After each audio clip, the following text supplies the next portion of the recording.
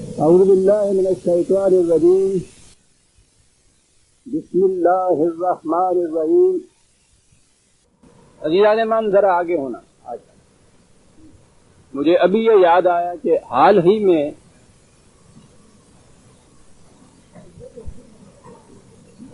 اپنی کرسیاں تو وہی رہنے دیجئے، صرف آپ آگے آ جائیے، اگلی کرسیوں میں جگہ خالی ہے.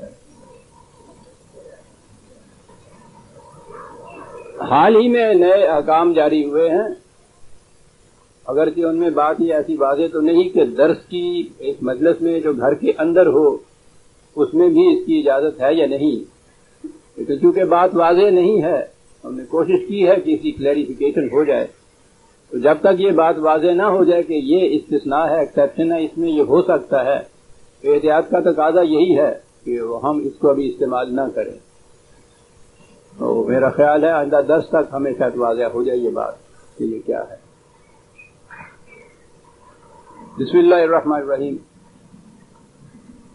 عزیزان من، آج ستمبر 1978 کی 8 تاریخ ہے اور درس قرآن کریم کا آغاز سورہ النمل کی آیت 10 سے ہو رہا ہے. 27/10. گزشتہ جمعے میں خصوصی درس تھا جو روزوں کے فلسفے یا غائب سے متعلق تھا. اس سے پہلے درس میں سورہ النمل کی پہلی 9 آیات آئی تھیں. تجدید داشتاش کے لیے عرض کر دوں کہ میں نے یہ کہا تھا کہ الدین جسے قرآن نے کہا ہے وہ حضرت نوح علیہ السلام سے لے کے نبی اکرم صلی اللہ علیہ وسلم تک ہر نبی کو وہی دین دیا گیا تھا. دین نظام حیات کو کہتے ہیں، زندگی کا ایک ضابطہ، اور ضابطہ یا نظام جب کہیں گے تو زندگی کے مختلف شعبے اس کے اندر آ جائیں گے.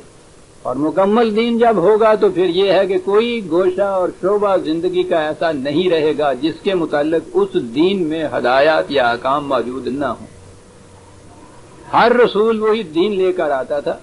اس دین پر عمل پیرا ہونے کے طریقے، جسے آپ جزیات کہیے، جسے آپ شریعت کے احکام کہیے، وہ تو مختلف ہوتے تھے، ہر دور کے تقاضوں کے مطابق الگ ہو سکتے تھے، لیکن دین کی اصل اور اساس وہ وہی ہوتی تھی. اور اس کے معنی یہ ہیں کہ نظام زندگی، نظام مملکت خدا کے بتائے ہوئے احکام اور اقدار کے مطابق اگر متشکل کیا جائے تو وہ الدین ہوتا ہے، اور اگر وہ انسانوں کے بنائے ہوئے قانون کے مطابق ہو تو وہ لادینی ہوتی ہے، اسے کوئی نام کیوں نہ دے دیا جائے. پہلے زمانے میں اسے ملوکیت کہا جاتا تھا کیونکہ وہ دور شہنشاہیت یا بادشاہت کا ہوتا تھا. آہستہ آہستہ وہ دور بدلتا گیا. ہمارے دور میں آ کے اگرچہ ڈکٹیٹرشپ بھی ایک انداز رہا، لیکن عام انداز اب جمہوریت یا پارلیمنٹری سسٹم جسے آپ کہتے ہیں یہ عام ہے. جمہوریت ہو یا ملوکیت ہو، ڈکٹیٹرشپ ہو، امریت ہو، کوئی بھی ہو، جس نظام میں خدا کے قوانین کے مطابق حکومت قائم نہیں ہوگی وہ الدین کے الرغم ایک چیز ہوگا، اسے کفر کہتا ہے قرآن. تو الدین کے یہ جتنے اہم گوشے تھے، ایک نبی کے زمانے میں اس کے برعکس جو نظام حیات مروج تھا، اس میں جو سب سے زیادہ بڑی خرابی کی تھی، قرآن کریم نے خاص طور پر اس کا ذکر کیا ہے اس نبی کی نسبت سے، اور اس نبی کی اس جدوجہد کا ذکر بھی یوں ہی کیا ہے کہ جیسے وہ خاص طور پر اس خرابی کو مٹا کر اس کی جگہ صحیح نظام خداوندی قائم کرنے کے لیے آیا تھا.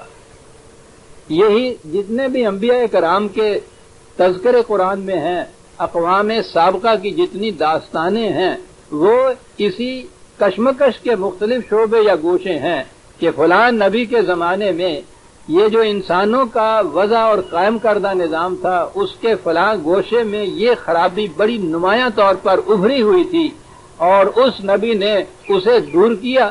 اور یہ نہیں ہے کہ صرف وہ اسے ہی دور کرنے کے لیے آتا تھا، بلکہ وہ اس نظام کی جگہ نظام خداوندی کو مسلط اور متشکل کرتا تھا، وہ کر کے چلا جاتا تھا. یہ الدین ہوتا تھا.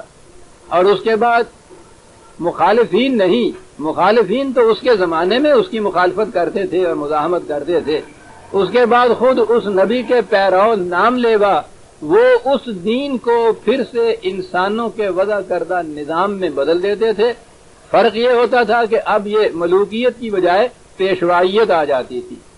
مذہب کے نام پر غیر خداوندی نظام کو مسلط کرنا یہ تھیوکریسی ہے، یہ مذہبی پیشوائیت ہے۔ اسی لیے جو نیا نبی آتا تھا، قرآن بتاتا ہے کہ جب بھی وہ نظام خداوندی کی دعوت دیتا تھا تو سب سے پہلے مذہبی پیشوائیت اس کی مخالفت کرتی تھی، یعنی اس سے پہلے نبی کی امت جو اس کے متشکل کردہ دین کو مذہب میں بدل چکی تھی اور اقتدار انہوں نے اپنے ہاتھ میں لے لیا تھا، یہ سب سے پہلے اس نبی کے پیش کردہ دین کی مخالفت کرتے تھے۔ ان کی بیک پہ ہمیشہ ان کے پیچھے تو وہ اقتدار کی قوتیں ہوتی تھی، لیکن مخالفت سب سے پہلے ان کی طرف سے ہوتی تھی، کیونکہ یہی مذہب کے نام لیوا ہوتے تھے اور یہ رسول بھی جو نظام پیش کرتا تھا وہ بہرحال خدا کے نام پہ پیش کرتا تھا۔ یہ عجیب کشمکش ہے جو چلی آ رہی ہے شروع سے، عجیب چیز ہے۔ یہ مذہبی پیشوائیت نے جو ٹیکنیک اختیار کی تھی پوری تاریخ انسانیت میں، یہ کبھی براہ راست برسر اقتدار نہیں آتے تھے، ہمیشہ پیچھے بیٹھتے تھے۔ یہ چھتری راجہ ہوتا تھا، یہ اس کے ماتھے پہ تلک لگاتے تھے، سنگھاسن پہ خود بٹھاتے تھے منتر پڑھ پڑھ کے، سب کچھ خود کرتے تھے، نام اس کا ہوتا تھا۔ چرچ میں بھی یہی صورت تھی، کلیسا یا چرچ جسے کہتے ہیں، پادری جن کو اب ہم کہتے ہیں، ان کی یہ صورت تھی۔ کانسٹائن شہنشاہ ہوتا تھا اور یہ اس کے پیچھے بیٹھے ہوئے، یہ سارا نظم و نسق ان کے ہاتھ میں ہوتا تھا اور اس کے نام سے جاری ہوتا تھا۔ یہ چیز مجوسیت میں یہی چیز تھی، مسلمانوں میں بھی جب دین کی جگہ مذہب نے لے لی وہاں بھی یہی صورت نظر آتی ہے ہمیں۔ بادشاہ یہ خود کبھی تخت کے اوپر نہیں بیٹھے ہیں، بادشاہی تخت کے اوپر یہ بیٹھاتے تھے، لیکن اس کے پیچھے وہ سارا جتنی قوت ہوتی تھی وہ ان کے ہاتھ میں رہتی تھی۔ یہ جو نبی آتا تھا، نیا رسول آتا تھا، جب وہ دین خداوندی کی دعوت دیتا تھا تو سب سے پہلے ان کے اقتدار پر اور مفاد پر زد پڑتی تھی، اس لیے یہ اس کی مخالفت کرتے تھے۔ اصل مخالفت کرنے والا جو اقتدار والا طبقہ ہے وہ پیچھے ہی ہوتا تھا۔ اس میں ہم حضرت نوح علیہ السلام سے لے کے حضرت شعیب علیہ السلام تک آ گئے تھے، یعنی سابقہ صورتوں میں یہاں تک ذکر آ گیا تھا۔ حضرت شعیب علیہ السلام کے بعد حضرت موسیٰ علیہ السلام کا ذکر آتا ہے، بنی اسرائیل کا۔ یہ ذکر بہت ہی تکرار اور اصرار سے قرآن میں آ رہا ہے، جا بجا، جگہ بجگہ، بڑی تفصیل سے، کہیں اجمالاً کہیں مفصلاً۔ اس کی وجہ ایک خاص تھی، میں نے کہا ہے نا کہ پہلے جو نبی آتے رہے کوئی خاص شعبہ تھا انسانی زندگی کا جس میں زیادہ فساد پھیلتا تھا، وہ اس کی طرف ہی اپنی توجہ کو مرکوز رکھتے تھے۔ یہاں ایک نظام پورا تھا، فرعونیت کا نظام، اور یہاں وہ ملوکیت براہ راست سامنے ہے۔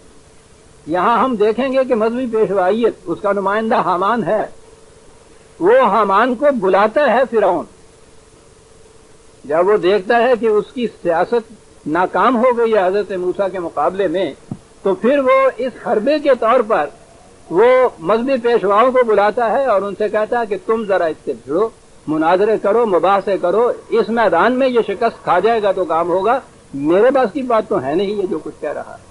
تو گویا یہاں براہ راست اس میں حضرت موسیٰ علیہ السلام کا ٹکراؤ ملوکیت سے اور یہ مذہبی پیشوائیت سے اور نظام سرمایہ داری کا جو نمائندہ قارون تھا اس سے، ان تینوں سے براہ راست ٹکراؤ تھا حضرت موسیٰ علیہ السلام کا۔ اسی لیے یہ صاحب ضرب کلیم ہے، بڑے اولو العزم انبیاء میں ان کا شمار ہوتا ہے۔ یہ اس قدر چمکی لڑائی جو ہے، ہم نہیں کہہ سکتے کہ پہلے باقی انبیاء کرام کے زمانے میں بھی کچھ ایسا ہوا، لیکن قرآن کریم نے جو ذکر کیا ہے اس تفصیل کے ساتھ، یہ تین ہی تو قوتیں ہیں جو انسانیت کا گلا گھونٹنے کے لیے اس دنیا میں ابلیس نے پیدا کی۔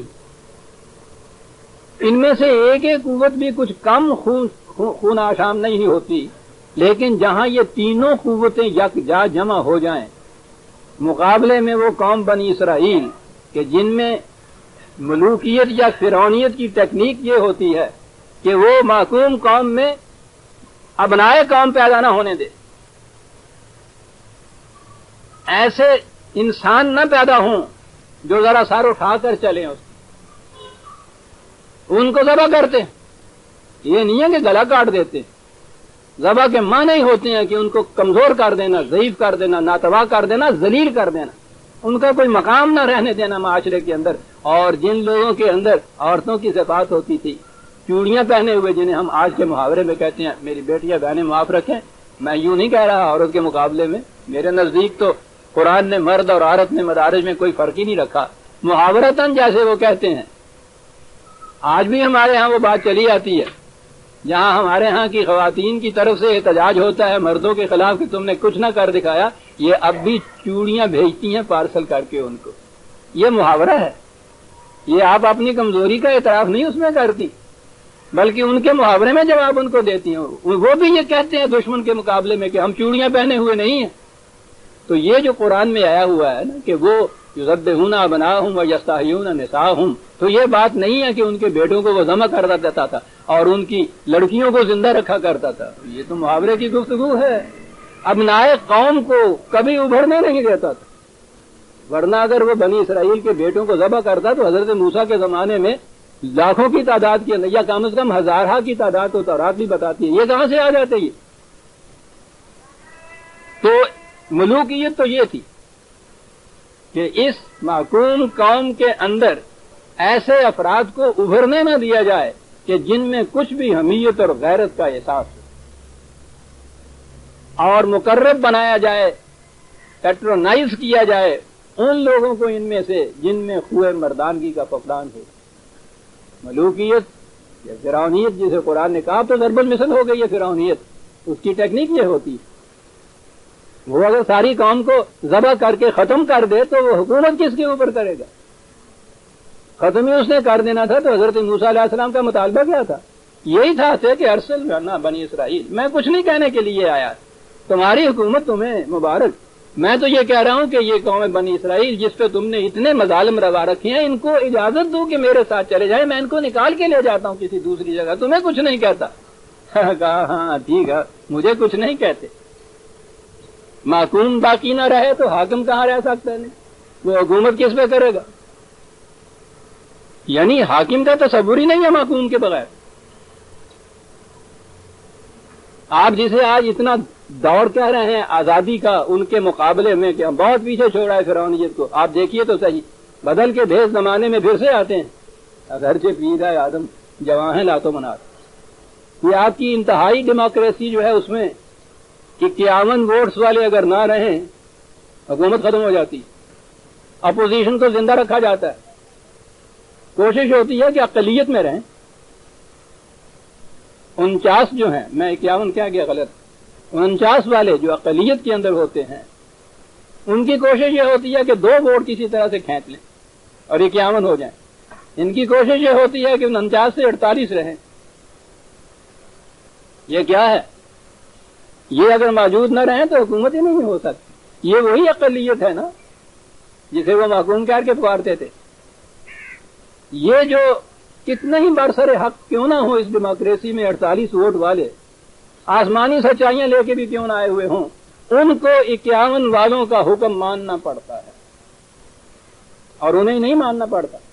یہ 48 والے جس طبقے کے نمائندے ہیں، 48% تو آبادی کا ہو گیا نا، ان 48% کو 52% کے احکام قوانین ہر قسم کے ماننے پڑتے ہیں. یہ محکوم ہوتا ہے طبقہ. آپ دیکھتے ہیں کہ الجھاؤ کس طرح سے دیتی ہے یہ سامریت جسے اقبال کہتا ہے، حکمران کی سامریت. خوش ہیں سارے کہ ڈیموکریسی کے اندر کوئی محکوم نہیں ہوتا، کوئی حاکم نہیں ہوتا. الجھاؤ تو ابلیس کا پہلے جسم نے سوچنے کی قوتیں محفوظ کرتا، کھڑا ہو کے کوئی سوچتا نہیں ہے کہ محکوم نہیں ہو تم تو اور کیا ہو. 2 ووٹ جب ادھر چلے گئے ہیں تو تم دیکھ رہے ہو کہ جو کچھ وہ فیصلہ کرتے ہیں تمہیں ماننا پڑتا ہے. تو فرعون سے تو کہا یہ تھا.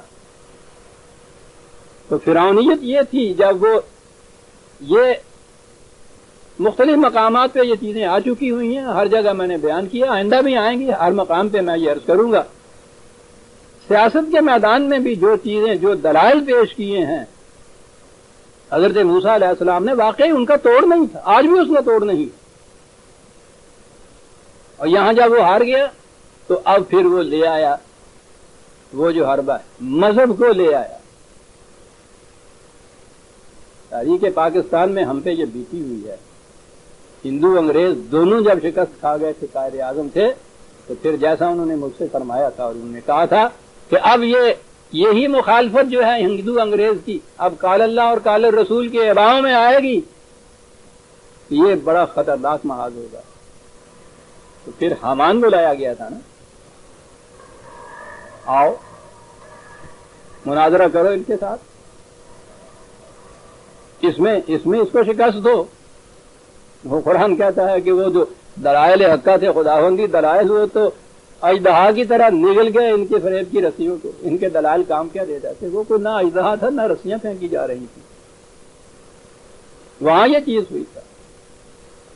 اور اس کے بعد آئے ہیں تو پھر وہاں سے چھوڑا ہے، آزادی کی فضا میں آ گئے، لیکن یہ کمبخت سامری ساتھ رہا۔ یہ عجیب چیز ہے قوموں کے اندر، آزاد قومیں ہو جاتی ہیں، ان آزاد قوموں میں کھلے ہوئے دشمنوں کو تو وہاں چھوڑ آتے ہیں، کسی کو شکست دیتے ہیں۔ یہ سامریت جو ہے ان کے اندر ہوتی ہے، ساتھ آ گیا۔ عبرانی زبان میں اور تورات کے اندر تو سامری، اور عربوں کے ہاں بھی یہ پھر بعد میں سامری کہتے ہی وہ اس کو تھے کہ جو اچھی اچھی بات اور کہانیاں کہہ کے سلائے قوم کو۔ یہ سامری ساتھ آ گیا تھا۔ سامری نے کیا کہا تھا، کیا کیا تھا؟ اس نے ایک اور خدا دینا تھا نا ان کو۔ تو یہ سامری کیا کرتا ہے، اپنے پاس سے ڈھیلا خرچ نہیں کرتا۔ سامریوں کو تو کمانے کا ڈھنگ ہی نہیں آتا، یہ اپنے لیے ایک وقت کی روٹی نہیں کما سکتے، دوسرے کے لیے کیا کریں گے؟ کیا کرتا ہے یہ سامری؟ اسی قوم سے کہتا ہے کہ تم نے یہ زیور کیا کرنا ہے، وبال جان بن رہا ہے، لا مجھے دو۔ انہی کا پیسہ لے کے ان کے لیے ایک بابود باطل کھڑا کر دیتا ہے۔ آپ ان کا مہنتر پروت بن جاتا ہے، یعنی ان کا پیسہ ہے، اس کا ہے کیا؟ اس کا وہی مداری کا ناٹک جو روپے کے 2 بناتا ہے، یہ بنا دیتا ہے۔ یہ سامری یوں آتا ہے ساتھ۔ تو حضرت موسیٰ علیہ السلام کی داستان یا بنی اسرائیل کی داستان کا تکرار اس لیے ہوا ہے کہ انسانیت کی تاریخ میں جہاں بھی نظام خدابندی کا ٹکراؤ ہوگا، اس کی مخالفت میں آئے گا، انہی میں سے آئیں گے، کبھی ایک، کبھی 2، کبھی یہ تینوں۔ اس لیے یہ جو داستان ہے بڑی تکرار سے ہوتا ہے۔ اور اس کے بعد پھر اس بنی اسرائیل کی داستان ہے کہ انقلاب لانے والا کس طرح محکومیت کے شکنجے سے ان کو نجات دلاتا ہے، آزادی کی فضاؤں میں لے آتا ہے، اور اس کے بعد پھر یہ قوم کس قدر ناشکر گزار ہوتی ہے، اور اس کی کیفیت یہ ہو جاتی ہے کہ کسی کا کیلے کے چھلکے پہ پاؤں آئے اور پھسل کے گرے تو وہ کہتا ہے، حد تیرے پاکستان بنانے والے کی، تباہ کر دیا، مجھے ہڈی توڑ دی، پاکستان بنانے والے کو گالیاں دیتے ہیں۔ بنی اسرائیل کی یہی کیفیت ہو گئی۔ کتنی مشقتوں سے حضرت موسیٰ علیہ السلام وہاں سے نکال کے لائے تھے، یہاں بیٹھ کے قدم قدم پہ آ گئے۔ موسیٰ اسی لیے لے آیا ہمیں، کس مزے میں وہاں ہم اہل مصر کی ہانڈیاں پکایا کرتے تھے، اور اس میں سے پھر جب ہم بقایا چاڑتے تھے نا، وہ بڑی لذیذ ہوتی تھی۔ ستیہ ناز تیرا کہاں، قدم قدم پہ وہ یہ کہہ رہے ہیں۔ ناشکر گزار قوم کی کیفیت یہ ہوتی ہے کہ پھر ضربت علیہم الذلۃ والمسکنۃ وباؤوا بغضب من اللہ، خدا کا عذاب کس طرح نازل ہوتا ہے۔ تمام دنیا کی قوموں کی نگاہوں میں ذلیل اور خوار ہو گئی وہ قوم۔ کہا یوں آیا کرتا ہمارا نظام، بھیک مانگتی ہے وہ قوم اسی کے لیے، اینما ثقفوا، دنیا کی کسی مملکت اور کسی قوم کے سامنے بھی ہو جائے، وہاں وہ ذلت ہوتی ہے، اس کے ذلیل ہوتی ہے، وہ جھکتی ہے ان کے سامنے۔ اس لیے وہ بنی اسرائیل کی داستان دہرائی گئی ہے کہ ارے دل، یہ تو میری داستان معلوم ہوتی ہے۔ لیکن اس کے بعد پھر ایک دور آتا ہے، پھر خدا کے یہ اس کے اندر عظیم انبیاء آتے ہیں، حضرت داؤد علیہ السلام اور حضرت سلیمان۔ پھر وہ اس مقام پہ لے جاتے ہیں اس قوم کو کہ سطوت داؤدی اور شوکت سلیمانی تو دنیا میں ضرب المثل ہو گئی۔ جس طرح سے کہ وہ دیوانڈرنگ جیو ضرب المثل ہو گیا بنی اسرائیل اپنی ذلت اور معصومی میں، اسی طرح سے یہ خدا کے نبیوں نے رسولوں نے آ کے پھر اس قوم کو جو ابھارا ہے تو پھر شوکت و حسمت آئی۔ قرآن کریم کے یہ چند آیات جو میں پیش خدمت ابھی کروں گا، جہاں سے 10ویں آیت سے یہ شروع ہوتا ہے درس، اس میں وہ مقام ہے، آپ کو یاد ہوگا جب حضرت موسیٰ علیہ السلام گئے ہیں طور کی چوٹی پہ، سابقہ درس میں نے یہ عرض کیا تھا کہ بات تو یہ ٹھیک تھی کہ انہوں نے یہ کہا تھا اپنے ساتھیوں سے، جاڑے کی رات تھی، اندھیری رات تھی، وادی میں سے میدان میں سے گزر رہے تھے، ادھر ادھر کوئی آبادی کا نشان نہیں تھا، تو دور سے انہیں آگ نظر آئی تھی، تو انہوں نے کہا کہ یہ آگ دلیل ہو سکتی اس بات کی کہ وہاں کوئی انسان ہو، میں جاتا ہوں کوئی ہوگا وہاں انسان تو اس سے پتہ پوچھوں گا، راستہ کھو گئے تھے۔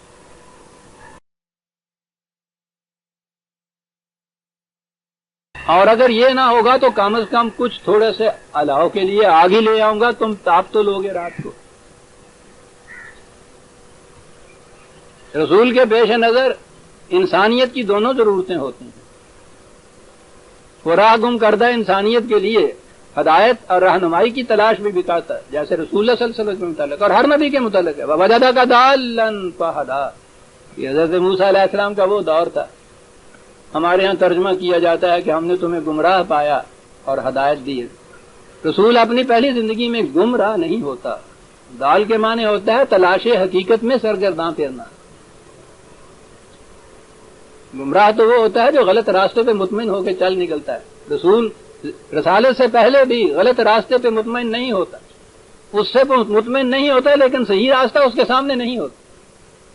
یہ جو چیز ہے نا کہ جو موجود ہے اس سے عدم اطمینان، اور جو ہونا چاہیے وہ سامنے نہیں، یہ ہے جسے قرآن نے کہا ہے کہ وَجَدَكَ ضَالًّا فَهَدَىٰ۔ معلوم ہوتا ہے کہ اگر یہ تشبیہاً تمثیلاً یہ بات ہے جو کہی گئی ہے تو حضرت موسیٰ علیہ السلام پہ بھی یہ دور تھا کہ تلاش حقیقت میں سرگرداں تھے، اسی لیے تو یہ اس مرد بزرگ کے پاس بھی گئے تھے، وہ جسے اب حضرت خضر علیہ السلام کہتے ہیں۔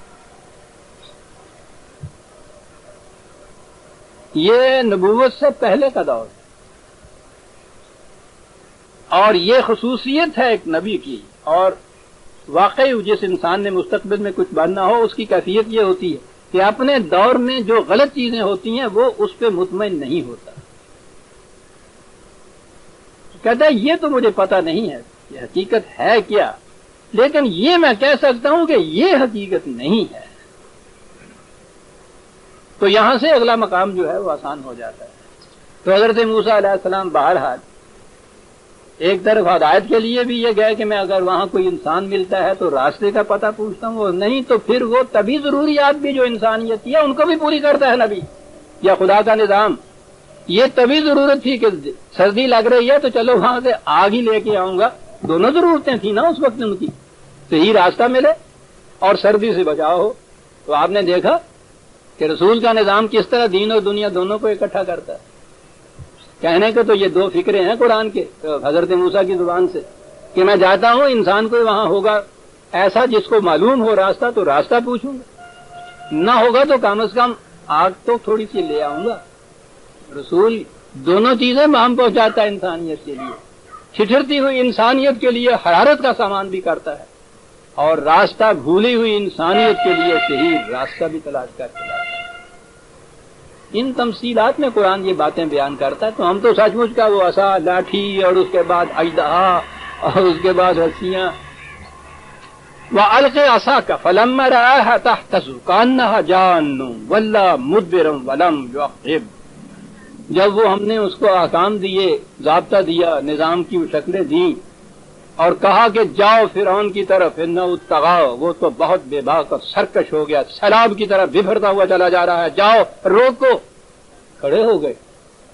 الہ آپ کا شکریہ کہ آپ نے مجھے سرفراز فرمایا ہے اس تاج نبوت سے، لیکن یہ جو ذمہ داری مجھ پہ عائد کی جا رہی ہے، معقوم قوم کا فرد، وہاں ایک ان کی نگاہ کے اندر ایک جرم مجھ سے سرزد ہو گیا، حالانکہ میں نے اس کو قتل دانستہ نہیں کیا تھا، حادثہ تھا ایک، اس کی وجہ سے اس قوم کا ایک فرد مر بھی گیا تھا، اور میں وہاں سے بھاگا ہوا ہوں، 10-12 برس ہو گئے مجھے، میں ان وادیوں میں بکریاں چراتا پھرتا ہوں، اور مجھ سے یہ کہا جا رہا ہے کہ جاؤ اور فرعون سے جا کے ٹکر لو اور اس کا نظام بدلو اور اس کی مملکت چھینو.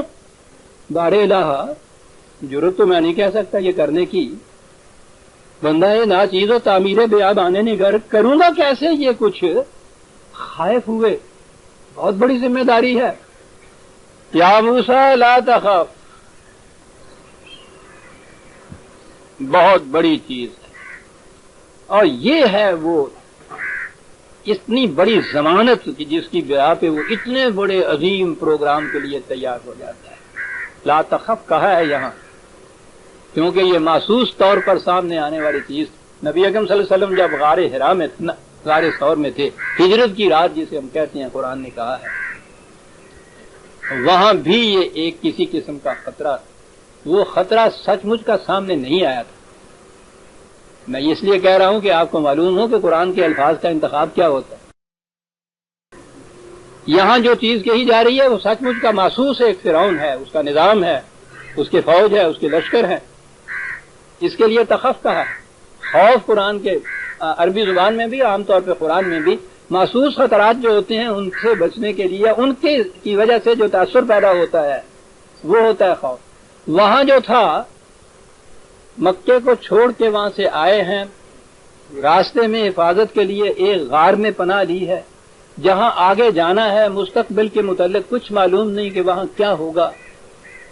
وہاں اس سوچ میں ہیں کہ پیچھے اتنا بڑا دشمن, جہاں جا رہے ہیں اس کے متعلق وہ جیسے کہ قافلے والے لٹے پیٹے پناہ گزین آتے تھے, کچھ پتہ نہیں کہ کہاں جا رہے ہیں, کیا ہوگا وہاں, مستقبل کیا ہوگا ہمارا. یہ احساس جو تھا کسی مرئی محسوس خطرے کا نہیں تھا, ایک تصوراتی چیز تھی, تدبیری چیز تھی. وہاں کہا کہ یہ جب مقام آیا تو وہاں آواز آئی, انہوں نے کہا رسول صلی اللہ علیہ وسلم نے اپنے ساتھی سے جس کے دل میں یہ خیالات ابھر رہے تھے, لا تحزن. وہاں تحزن ہے. حزن قلبی کیفیت کو کہتے ہیں جو کسی احساس سے پیدا ہو, کہیں ایسا نہ ہو جائے, کہیں ایسا نہ ہو جائے, وہاں حزن ہوتا ہے. اور جہاں محسوس خطرہ سامنے ہو وہاں خوف ہوتا ہے. حضرت موسیٰ علیہ السلام سے کہا لا تخف, ان سے کہا لا تحزن. اور کہا کیوں تھا رسول اللہ نے ساتھی سے, ان اللہ معنا, ہم تو خدا کے قوانین کے ساتھ چل رہے ہیں, اس کے پروگرام کے مطابق چل رہے ہیں. اس کے بعد جھوٹے نہیں ہوا کرتے جو ہمارے پروگرام کے مطابق چلے گا ہم اس کو غالب بنا کے رہیں گے. اس لیے لا تحزن ان اللہ معنا. بات اور ہے, لا تخف انی لا یخاف لدی المرسلون. ہمارے پیغامبر, ہمارا منتخب کردہ پروگرام کو محسوس شکل میں سامنے لانے والا, رسالت اسے کہتے ہیں جسے ہم انتخاب کرتے ہیں. اور آپ کو یاد ہے پچھلے درس میں میں نے بتایا تھا, پھر دوہرا دوں کہ یہ جو کہا گیا ہے کہ ہمارے مرسل جو ہیں وہ خوف نہیں کھائے, ڈرتے نہیں. میں نے کہا تھا نا کہ ہمارے ہاں تو تصور یہ ہے نا کہ خدا کی دین کا پوچھا, موسیٰ سے پوچھیے احوال دین, کہ آگ لینے کو جائے پیغمبری مل جائے. وہ جیسے وہ کہتے ہیں نا کہ کسی وہ مملکت کا بادشاہ مر گیا تو وارث کوئی نہیں تھا, شہزادہ کوئی نہیں تھا. انہوں نے طے کیا کہ دروازہ شہر پناہ کا بند کرو, کھولو, صبح سب سے پہلے جو آدمی اندر آئے اس کے سر پہ تاج رکھ دو. تو دروازہ کھولا تو ایک گودڑی والا فقیر تھا, اس کو پکڑ لیا کہ تم ہمارے بادشاہ ہو. ان کو بٹھا لیا, تاج بیٹھا لیا. تو نیم نے وہاں یہ پتا لیا کہ یہاں تو یہ حالت ہو رہی ہے, ان کے یہاں بادشاہ ہیں حکومتیں کیوں بڑھ رہی ہیں, گودڑی والوں کے سروں کے اوپر تاج رکھے جا رہے ہیں. اس نے حملہ کر دیا. انہوں نے کہا مشیروں نے ویروں نے کہ وہ حملہ کر دیا. انہوں نے کہنے کا حلوہ لاؤ پکا کے نہایت عمدہ تھا, حلوہ لے آئے. وہ کہنے کے بہت قریب آ گیا, کہنے کے اور پکاؤ اور لاؤ. وہ کہنے کے دروازے پہ پہنچ چکے ہیں, کہنے کے آخری مرتبہ تو لاؤ, ہمیں تو اپنے حلوے سے غرض تھی. وہ بھی لائے. اور اس کے بعد جب وہ آیا تھا نا, خاص سمجھدار, بادشاہ کے کپڑے اور تاج تو پہن لیا, اپنی جو گدڑی تھی نا, وہ کبا تھی نا, وہ لپیٹ پہ باندھ کے رکھی ہوئی تھی سنبھال کے. آیا حلوہ, اندر گیا, وہ گدڑی پہنی اور ان سے کہا السلام علیکم, ہمارا کام تو حلوہ کھانا تھا, کھا لیا, تم جانا تمہاری مملکت جانے. پیغمبری یوں نہیں ملتی تھی کہ آگ لینے کے جائے پیغمبری مل جائے. آپ کو یاد ہے میں نے بتایا تھا قرآن کی آیتیں, انہوں نے کہا تھا موسیٰ کیا کہتے ہو, کہ تم یوں آئے اور ہم نے تمہیں نبوت دے دی، تمہیں علم نہیں ہے، ہم تمہیں بتاتے ہیں۔ کب سے تیار کرنا شروع کیا ہوا ہے؟ جب پیدا ہوئے تھے تو اس دوسرے ہی دن جو ماں سے تمہاری کہا گیا تھا کہ اس کو اس طرح سے صندوق میں ڈال کے بھیج دو، پہلی کڑی وہ تھی۔ تمہیں ٹکراؤ لینا تھا اتنی بڑی سیاست سے، مکیاولی سیاست والوں سے۔ معصوم قوم کا ایک ہر فرد معصوم قوم کے گھرانے کے اندر پرورش یافتہ، اسے کیا پتا ہے کہ محلات کی سیاست گری کیا ہوا کرتی؟ تمہیں وہ کوئی سکھانا تھا؟ اس کے لیے تدبیر یہ کی، وہاں پہنچا دی۔ واقف ہونا فرعونیت کے ایک ایک حربے سے، اب ایک ایک تدبیر باطل سے، پتہ ہے نا، تمہارے سامنے تو ہوتا تھا نا وہاں سب کچھ، وہاں نہ پہنچاتے تو وہ کس طرح سے تمہیں یہ سب کچھ مل جاتا ہے، سمجھ لیا؟ اور پھر آپ آگے آئے۔ حکومت یہ نہیں تھی کہ فرعون کے بعد وراثت میں مل جاتی، بادشاہ کا بیٹا، بیٹے ہونے کی وجہ سے وارث، یعنی کوئی کوالیفیکیشن ہے نہیں ہے، کچھ نہیں، باپ کا بیٹا جو ہے تو یہ تو یوں نہیں ملا کرتا۔ یہ تو ایک قوم تھی جس کو تم نے تیار کرنا تھا، قوم بنی اسرائیل جیسے، ادھر لاؤ تو ادھر نکل جائیں، ادھر لاؤ تو ادھر چلے جائیں۔ اس کے لیے بھی ایک ٹریننگ کی ضرورت تھی۔ کہا بکریاں چروائیں تم سے، اور اس سے بڑا مرحلہ سیلف ڈسپلن کا کوئی ہوتا نہیں ہے۔ بکریاں چرانے والے کو دیکھو یا اس سے پوچھو کہ حالت کیا ہوتی۔ تو میں نے کہا تھا وہ بکری اگر دن بھر میں 10 میل چلتی ہے یا 50 میل چلتا ہے غریب، اور پھر ساتھ ہوتا ہو یہ ڈانگ اور ادھر سے بھاگ ادھر سے، یہ کیفیت؟ وہ سرکشی اختیار کرتی ہیں، وہ قانون شکنی اختیار کرتی ہیں، وہ بے رغبتی اختیار کرتی ہیں، راستے سے دوسری طرف چلی جاتی ہیں، جاتا ہے موڑتا ہے، لیکن ایڈی ڈانگ نہیں مارتا پہ انہوں کی ہڈی ٹوٹ جائے۔ یہ گڈریا ہے، کساد نہیں، موڑتا ہے اسے۔ اور یہ سارا کچھ کاہے کے لیے کرتا ہے؟ ان کو چرانے کے لیے، ان کی ربوبیت کے لیے، ان کی پرورش کے لیے۔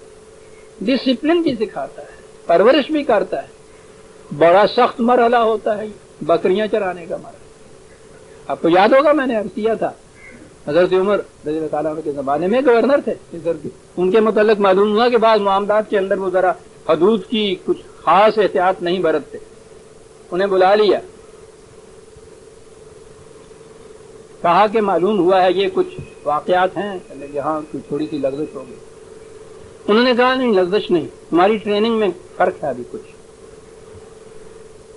100 بکریاں انہیں دی، ایک کمبل دیا، کہا کہ 6 مہینے تک یہ بکریاں چراؤ، پختہ ہو جاؤ گے حکومت میں۔ ریزان من جس نے بکریاں نہیں چرائی ہوتی وہ قوم کا کبھی رہبر اور مقتدر نہیں بن سکتا۔ اس کے لیے ضروری ہے پتہ چلے کہ بکریاں کیسے چرایا کرتی ہیں۔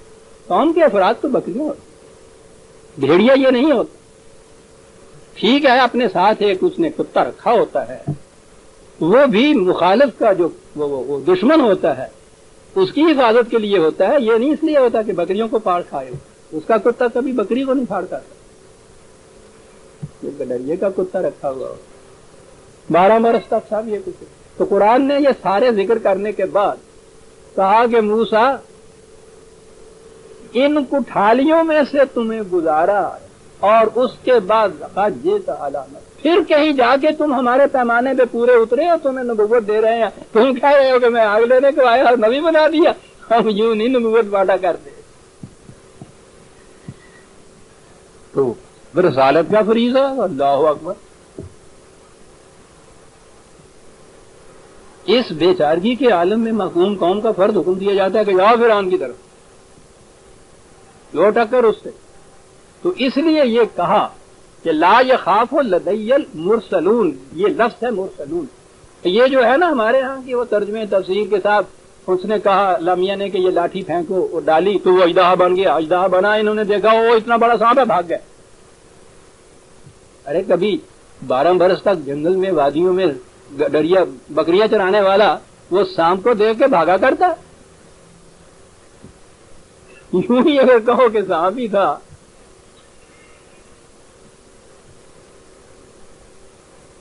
وہ تو اس دور کا وہ تھا۔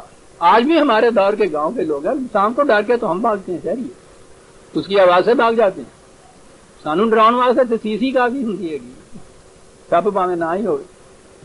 وہ گاؤں والا جو ہے وہ نہیں ڈرتا، وہ لٹنے کے پیچھے پڑتا. یہ بات عزیزان من کوئی سانپ اور اس سے ڈرنے کی نہیں. اور اس کے لیے سند کیا ہے؟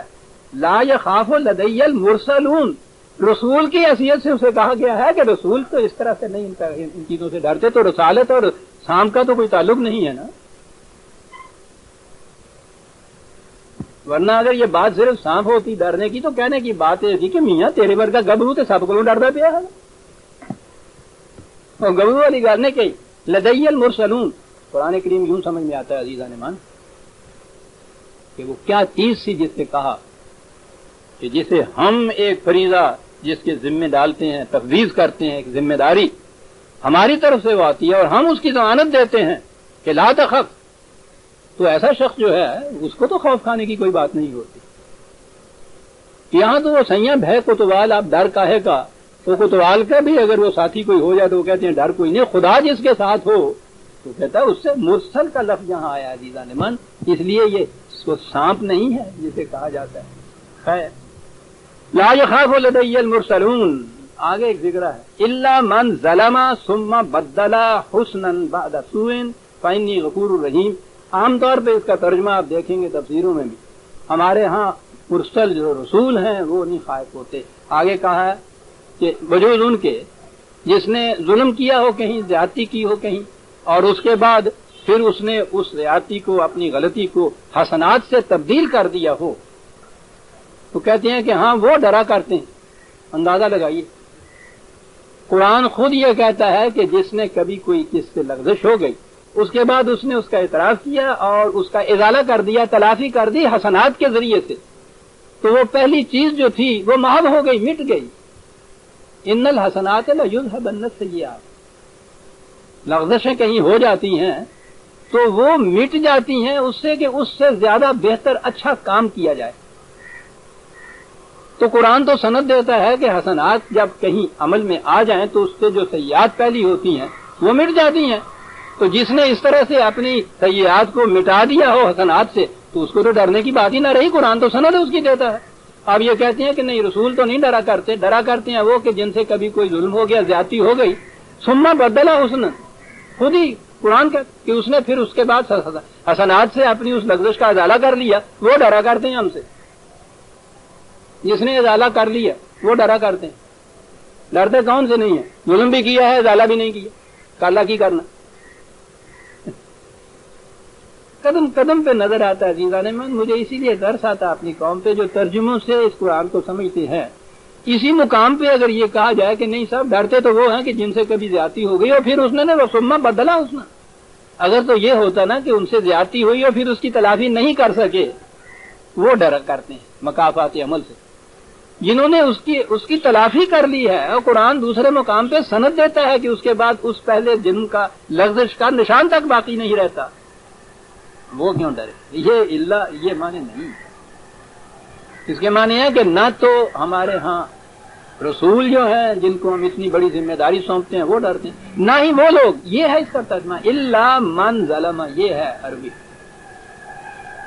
الا کا معنی ہے ولا من ظلم. نہ ہی وہ لوگ ڈرتے ہیں کہ جن سے ایک دفعہ کوئی لغزش ہو گئی ہو اور پھر انہوں نے اس کی تلافی کر لی. اس لیے کہ فإنی غفور الرحیم. ہمارا قانون جو ہے پھر ان کی محافظت بھی کرتا ہے، ان کی نشو و نما بھی کرتا ہے، لہذا ان کو خوف کھانے کی کوئی بات نہیں ہے ان کے لیے.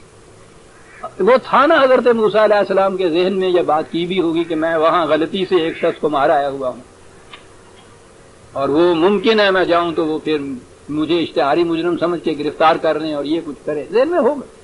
انہوں نے کہا کہ تھا ان کی بات چھوڑیے، ہمارے ساتھ معاملہ ہے نا. ہمارا اصول یہ ہے کہ اگر کسی سے کوئی لغزش بھولے چوک ہو جاتی ہے اور پھر وہ اس کی تلافی کر لیتا ہے ہمارے بتائے ہوئے قانون کے مطابق، تو پھر اس کو خوف کھانے کی کوئی بات نہیں. کتنی صاف بات ہے جو قرآن میں. وَأَدْخِلْ يَدَكَ فِي جَيْبِكَ تَخْرُجْ بَيْضَاءَ مِنْ غَيْرِ سُوءٍ فِي 9 آيَاتٍ إِلَىٰ فِرْعَوْنَ وَقَوْمِهِ إِنَّهُمْ كَانُوا قَوْمًا فَاسِقِينَ. ہمارے ہاں تو پھر وہی کہتے ہیں نا کہ وہ عصا پھینکا تو وہ اژدہا بن گیا، اور پھر کہا کہ وہ اپنا ہاتھ ذرا اپنے جیب سے باہر نکالو. وہ نکالا تو بالکل وہ چاند کی طرح روشن تھا، چمکتا ہوا تھا، اور ان سے کہا کہ ہاں بھائی ٹھیک ہے. تو یہ تھیں جو نشانیاں. وہ اژدہا سب ایسا بننے والا، اور یہ ید بیضا جو تھا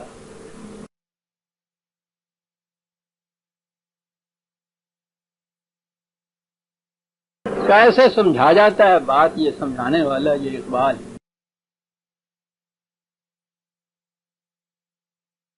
اس کے معنی ہوتے ہیں روشن دلائل.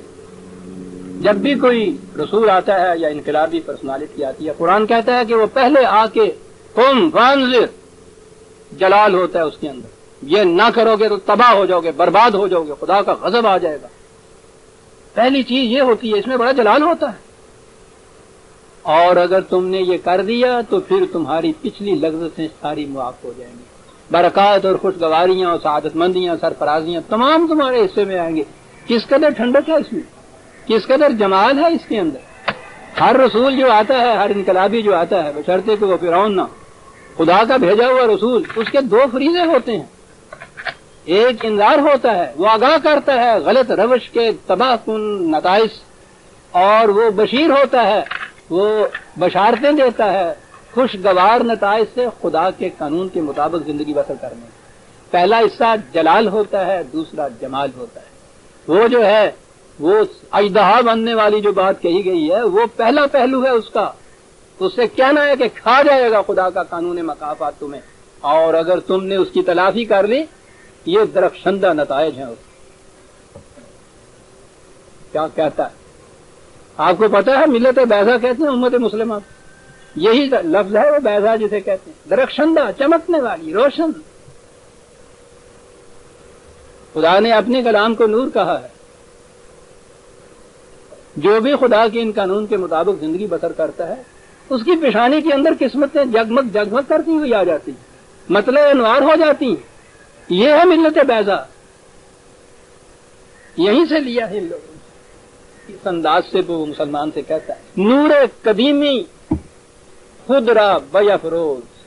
او مسلمان، تو خدا کے قدیم نور کا مظہر تھا. خود را بیفروز، شمع گل کر کے بیٹھ گیا ہے، اسے روشن کر. دستے کلیمی دارا آستینی. تیرا ہاتھ تو ید بیضا ہے، اس کو جیب میں ڈالے ہوئے ہے، اس کو باہر نکال. بات بس اتنا ہی کرنے کی بات یہ ہے، اس کو غلافوں میں نہ لپیٹ، اس کو مینیفیسٹو بنا اور دنیا کے سامنے پیش کر. دستے کلیمی، کیا خوبصورت بات ہے. نور قدیمی خود را بیفروز، دستے کلیمی دارا آستینی. یعنی کرنے کا کچھ اور ہے ہی نہیں، جیب میں ڈالا ہوا بات باہر نکال دے. راستے روشن ہوتے چلے جائیں گے. ید بیضا کہا کہ یہ ہیں وہ آکام، لو ان کے ساتھ جاؤ وہاں. ہمارے پیغام میں جلال بھی ہے، اس میں جمال بھی ہے. انہم کانوا قوما فاسقین. وہ حدود فراموش ہو گئی، سرکش ہو گئی. ساحل توڑ دیا اس دریا نے، سیلاب بن گیا ہوا. جاؤ.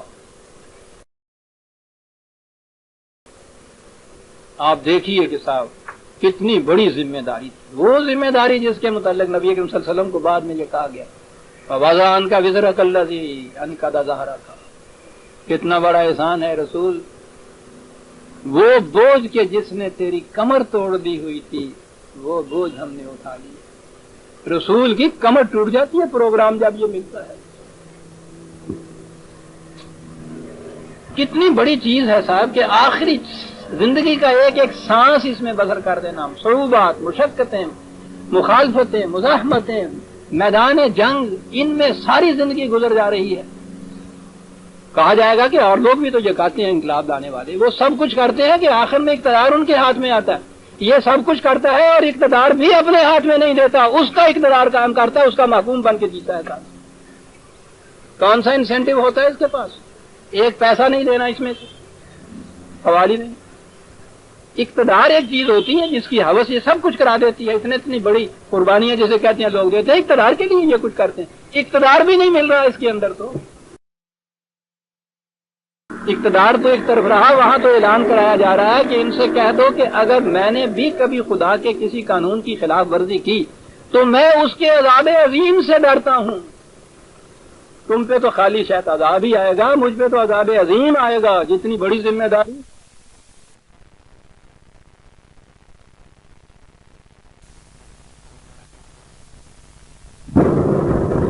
تم پہ تو خالی شاید عذاب ہی آئے گا، مجھ پہ تو عذاب عظیم آئے گا. جتنی بڑی ذمہ داری اتنا ہی زیادہ سختی سے مواخذہ. یہ ہوتی ہے ایک رسول کی زندگی، پیغمبر کی زندگی. جاؤ ان کی طرف. فلما جاءتهم آیاتنا مبصرۃ،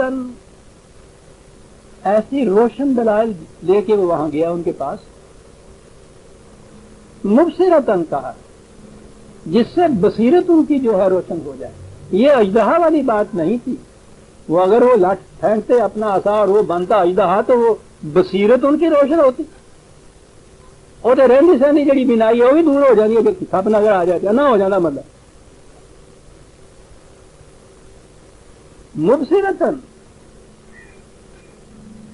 دیکھیں قرآن کس طرح واضح کرتا چلا جاتا ہے کہ بات وہ نہیں جو تم سے سمجھے تمہارے مفسر بتا رہے ہیں. اس سے تو بصیرت روشن ہونے والی بات تھی. اور یہ وہی چیز ہے جو نبی اکرم صلی اللہ علیہ وسلم اور ہر رسول کہتا تھا کہ ادعو الی اللہ علی بصیرۃ انا ومن اتبعنی. ہم جو تمہیں خدا کی طرف دعوت دیتے ہیں علی وجہ البصیرت دعوت دیتے ہیں. میں بھی ایسا کرتا ہوں اور میرے فالوور جو ہوں گے وہ بھی یہی کریں گے. دعوت الی اللہ علی وجہ البصیرت، یہ ہے جو مبصرۃ کہا ہے انہوں نے. یہ انہوں نے جا کے دلائل پیش کیے. انہوں نے کہا کہ یہ تم یہ کہہ رہے، دعویٰ یہ ہوتا ہے رسول کا کہ میں اپنی طرف سے نہیں کہہ رہا، میں خدا کی طرف سے یہ بات کہتا ہوں. اور وہ اسی کی تردید کہتے ہیں. وہ کہتے ہیں نہیں، برابر کی سطح پہ آؤ، اپنی طرف سے تم بات کرو، اپنی طرف سے ہم بات کرتے ہیں. وہ کہتا ہے میں کیا کروں، میں تو اپنی طرف سے کرتا ہی نہیں بات. وہ کہتے ہیں ہم نہیں یہ مانتے، یہ جھوٹ ہے جو تم کہتے ہو کہ میں خدا کی طرف سے. یہ ہے وہ بات جس کے لیے وہ ہر رسول کو کہتے تھے تو فریبکار ہے، تو جھوٹا ہے.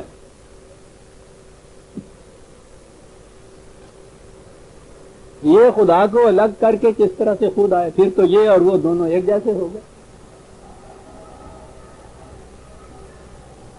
ہاں خدا کو ساتھ. ایران کی فتح کے پہلے مرحلے میں جب وہ گورنر ان کے ہاں کا قید ہو کے مدینے میں آیا، حضرت عمر نے اس سے پوچھا کہ میں صرف ایک بات کی وضاحت تم سے کرانا چاہتا ہوں. تم ایرانی وہ تھے کہ ہمارے ساتھ بات تک کرنا اپنے لیے وجہ تسلیم سمجھتے. یہ بڑی ہی ذلت والی سمجھتے تھے عربوں کو یہ ایرانی. ان کے ہاں کبھی یہ ہوتا تھا نا کہ ان کے اندر کہیں مخالفت میں کوئی لشکر گیا، عرب بھی ہے تو وہ انکار کر دیتے تھے ان کے ساتھ لڑنے سے. کہا ان کے ساتھ دوستی تو ایک طرف رہی ہے، اس قابل بھی نہیں ہے کہ ان کے ساتھ دشمنی بھی کی جائے. کہتا تم تو ہمیں یہ کہا کرتے زے شیر شتر خوردن و سوت مار شاہ نامے والا. بعد میں بھی یہ کچھ کہہ گیا ان کے لیے کہ یہ قوم ہے اونٹنی کا دودھ پیتی ہے، گوشت ایسی چیز کھاتی ہے، انسان ہے یہ. کہا کہ تم تو ہمیں یہ کچھ سمجھتے تھے، آج کیا بات ہے کہ یہی عرب وہاں جا رہے ہیں اور تم ان کے آگے آگے بھیڑ بکریوں کی طرح بھاگ رہے ہو. تمہارا اتنا بڑا بادشاہ یزگرد وہ ایک پنچکی کے اندر چھپ گیا تھا جان بچانے کے لیے. سوچیے شہنشاہ ایران کا. انہوں نے پوچھا کہ میں تم سے یہ پوچھنا چاہتا ہوں کہ یہ کیا بات ہو گئی، وہی عرب ہم ہیں، وہی ایرانی تم ہو، آج یہ کیوں فرق پڑا؟ عزیزان من، ایک کافر کی زبان سے اعتراف ہو رہا ہے.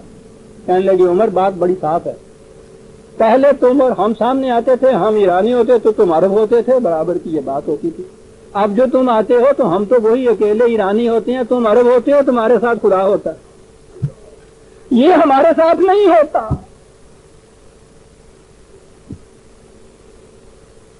مجوس کہہ رہا ہے کہ عمر یہ وجہ ہے، ورنہ عرب تو تم بھی وہی ہو، یعنی ہم بھی وہی ہیں، بس یہ ایک فرق ہے درمیان میں. ان اللہ معنا.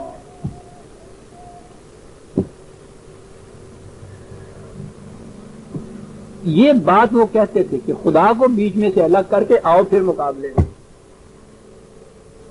کہتا تھا یہ میں کر کیا دے سکتا ہوں.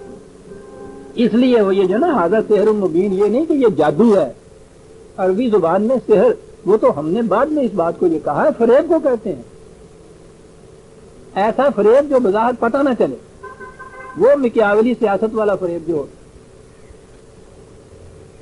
اسے سحر کہتے ہیں۔ آگے بات آ گئی نا ساری، کہ جادو نہیں انہوں نے کہا تھا، آیات جو تھیں، دلائل جو تھے مبصرتاً تھے، وہ کہتے تھے کہ نہیں یہ دعویٰ تمہارا جو ہے جھوٹ ہے، فریب ہے کہ خدا کی طرف سے۔ آگے بات واضح ہو گئی، وَجَحَدُوا بِهَا وَاسْتَيْقَنَتْهَا أَنفُسُهُمْ ظُلْمًا وَعُلُوًّا کنسٹرکشن یوں ہے، وَجَحَدُوا بِهَا ظُلْمًا وَعُلُوًّا وَاسْتَيْقَنَتْهَا أَنفُسُهُمْ، بڑی اہم بات ہے عزیزان، کہا کہ یہ جو قوت کے نشے میں بدمست ہوتے ہیں، کیفیت ان کی یہ ہوتی ہے کہ ان کے سامنے یہ دلائل اس قسم کے یہ پیش کرو، یہ لوگ بدھو نہیں ہوتے، یہ بات کو سمجھے نہیں، یہ بات کو سمجھتے ہیں۔ کہا کہ اندر سے ان کا من، ان کا دل جو تھا وہ یقین کر گیا تھا کہ بات یہ بالکل ٹھیک کہہ رہا، لیکن وہ جو قوت کا نشہ تھا وہ اس اعتراف کے اوپر ان کو آنے نہیں دیتا۔ واہ واہ، آہا،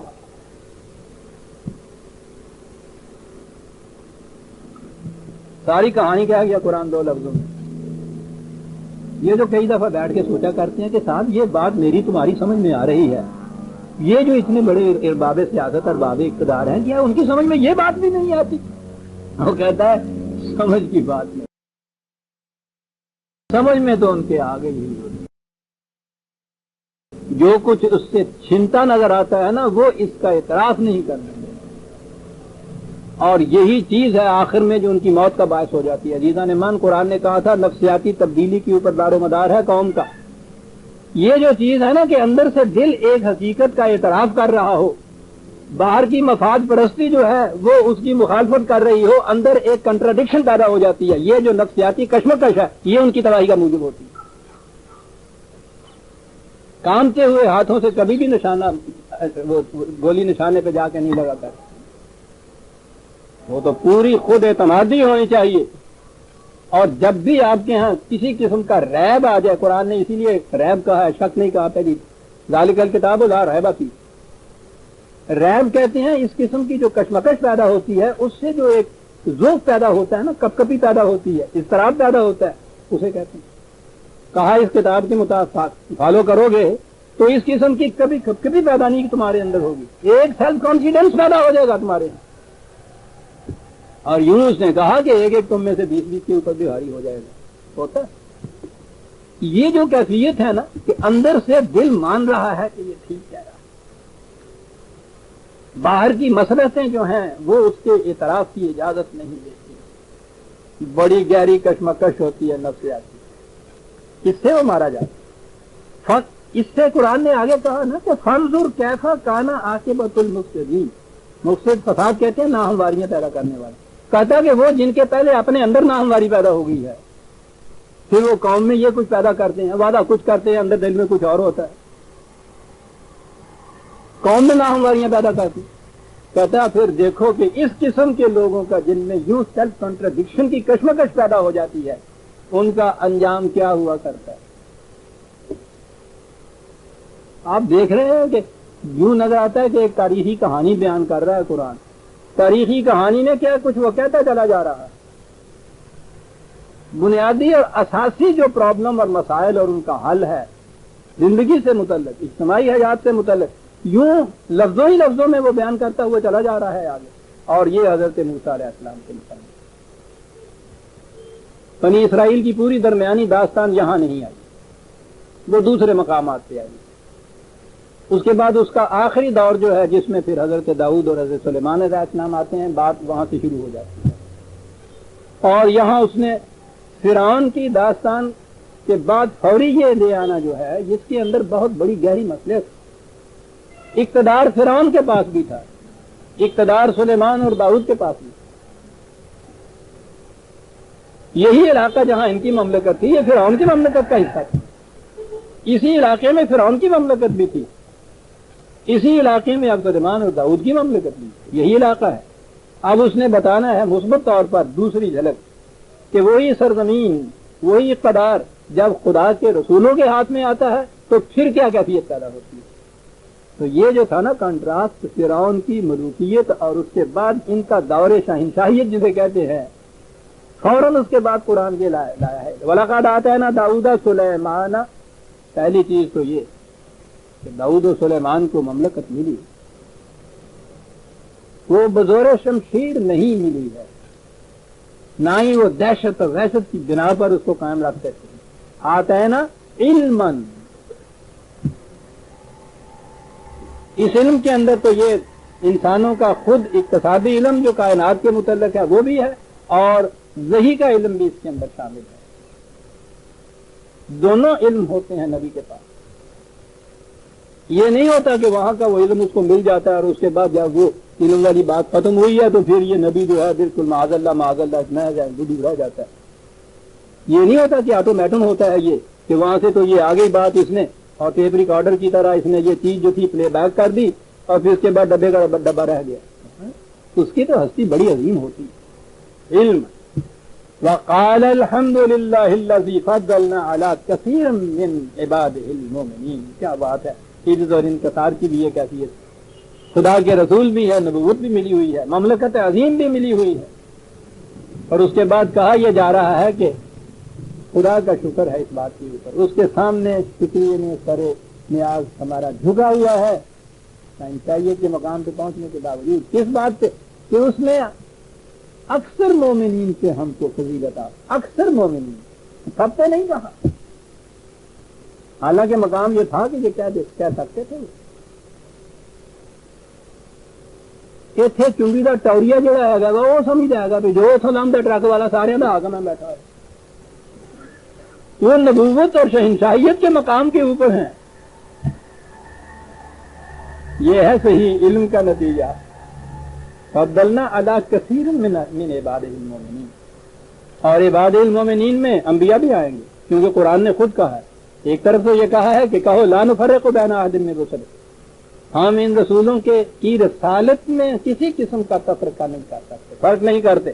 لیکن ان میں یہ کہا ہے تلک الرسل فضلنا بعضهم علی بعض.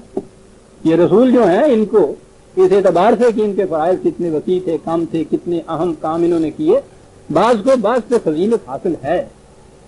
تو جب بعض کو بعض پہ فضیلت حاصل ہے تو یہ ہو سکتا ہے نا کہ نبی ہونے کی جیس سے بھی ہم ایسے نبی ہوں جن کو ہم پہ بھی فضیلت حاصل ہے. تو اعتراف یہ کیا ہے کہ فضلنا علی کثیر من عبادہ المؤمنین. کیسا حسین انکسار نہیں میں اس کو کہوں گا، ناز اور نیاز کا امتزاج اسے کہیں گے کہ فضیلت بھی اپنی معلوم ہے، یہ ہے. ساتھ اس کے یہ بھی ہے کہ یہ نہیں ہم کہہ سکتے کہ تمام مومنین سے ہم افضل ہیں. ہو سکتا ہے ہم سے بھی زیادہ افضل. واہ کیا کردار ہے. ضمن بات یاد آ گئی، ہمارے ہاں عام طور پہ انسان کے متعلق کہا گیا ہے یہ اشرف المخلوقات ہے. ٹھیک ہے، اپنے متعلق آپ کچھ کہنا ہو تو یہ ہمارے ہاں والے تو خدا سے بھی اپنے آپ کو بڑا سمجھتے ہیں. خود جو کچھ کہنا ہو، یہ قرآن میں اشرف المخلوقات نہیں ہے. وہاں بھی یہ لفظ ہے کثیر مما، خدا کی مخلوق میں سے اکثر پر اس کو فضیلت حاصل ہے. کیا پتا ہے کیا کیا اس کی مخلوق ہے، کہاں کہاں باقی ہے. اتنا بڑا دعویٰ ہم یہاں بیٹھے اتر دیں جن کے متعلق ہمیں پتہ بھی نہیں ہے کہ وہ کیا ہیں، کہ ہم سب پہ اشرف ہیں.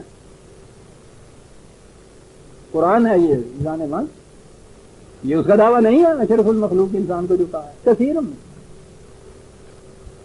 اکثر مخلوق جو اس کی ہے اس میں سے ہم کو. اور مخلوق میں تو پھر یہ آپ کے یہاں کے سارے یہ حیوانات، اینیمل، درندے سرندے بار ہے، سب مخلوق ہیں. لیکن کیا معلوم ہے کہ اس کی مخلوق کی کوئی انتہا ہے؟ تو یہ دعویٰ کر دینا ابھی سے یہ تو دعویٰ بادل ہو جاتا ہے. قرآن تو اس کا سرٹیفکیٹ نہیں دے سکتا تھا، اس نے نہیں کہا.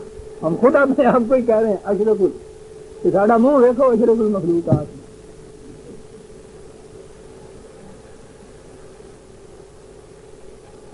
وَوَرِثَ سُلَيْمَانُ دَاوُودَ. یہاں سے ایک چیز اور چل، سلیمان کا لفظ وارث لے لیتے ہیں اپنی زبان میں ہم، کہ داؤد ان کے بیٹے تھے حضرت سلیمان، داؤد کے وارث سلیمان ہوئے. اب یہاں سے بات آ گئی کہ صاحب وہ بادشاہ تھے نا، ٹھیک ہے جی، تو پھر بیٹے کو وراثت میں مل گئی نا بادشاہ. چل گئی سند آ گئی کہ وراثت میں بادشاہت مل سکتی. ان سے پوچھیے کہ وہ تو نبی بھی تھے, حضرت داؤد, حضرت سلیمان نبی بھی تھے, تو وراثت میں آئی تو دونوں چیزیں آنی چاہیے نا. تو اب نبوت بھی وراثت میں آ رہی ہے اور مملکت بھی وراثت میں آ رہی ہے. وراثت کے معنی وہ جو ہم اپنے یہاں دیتے ہیں, یہ سوال ہی نہیں ہے, یہ ہمارے ہاں کی اصطلاح. خدا نے تو اپنے آپ کو کہا ہے کہ ہم وارث ہیں کائنات کے.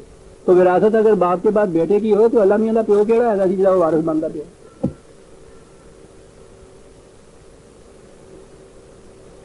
یعنی عجیب صورت ہے. وہ بار بار کہتا ہے کہ بابا ایک مقام پہ ایک لفظ آئے, دوسرے مقامات میں دیکھو کہ اس کے معنی کیا ہیں.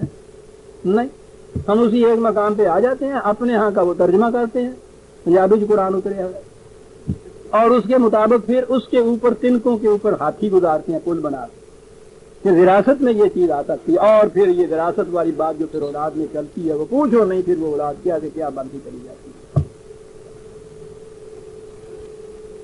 ورثہ کے معنی اس طرح کا وارث نہیں ہوتا جو باپ کے بعد بیٹا ہو. اس کے معنی مالک کے ہوتے ہیں, سکسیسر کے ہوتے ہیں. کسی چیز سے بھی کوئی آئے جس کے قبضے میں کوئی چیز ہو وہ ہوتا ہے اس کا وارث. ورثہ کے معنی یہ ہوتے ہیں.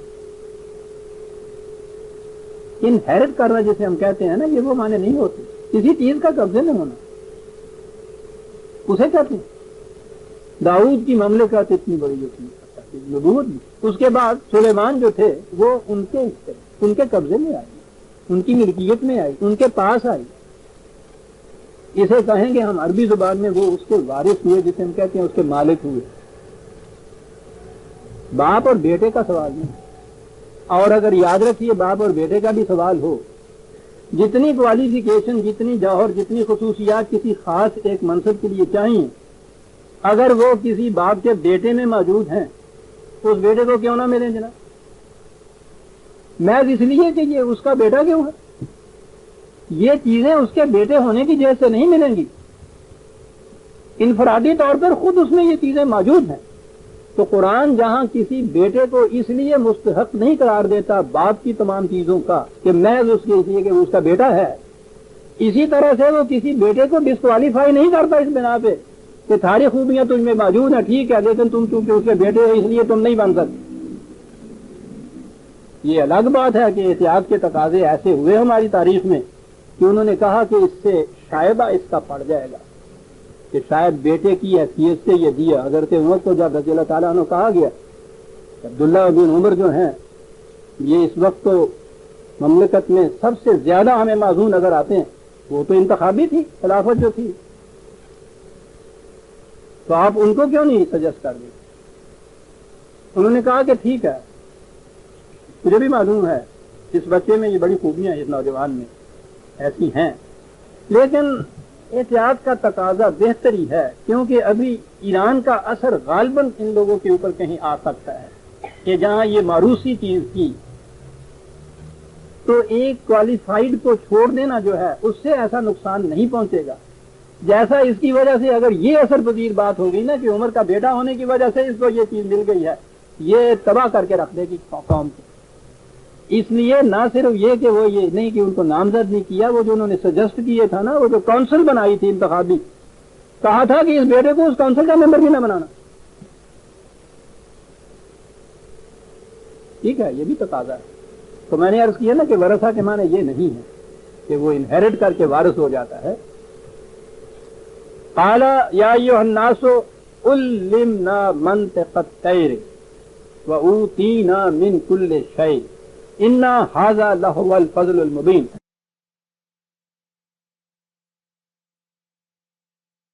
حضرت سلیمان علیہ السلام کے تذکرہ دلیلہ میں 2-3 چیزیں آئیں گی جن کے اوپر غور کی ضرور قابل.